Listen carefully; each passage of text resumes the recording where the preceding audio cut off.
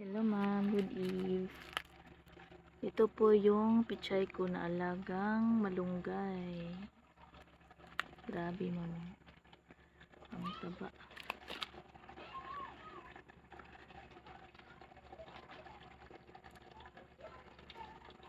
Yung iba, pataba pa lang sila. Kasi bago lang kasi ako talaga yung ito. Ayan, yung malunggay na binabad ko sa tubig. Ito yung mga chili. Ito ay parang kalabasa na chili, tsaka ito ay violet color.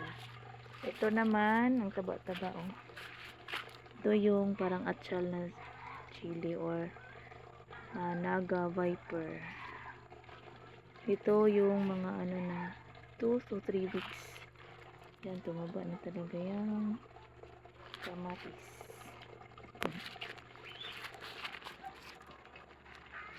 Binigay lang to sa kapitbahay na seedling. Tapos sinalagaan ko lang. Parang ganito lang sila dati.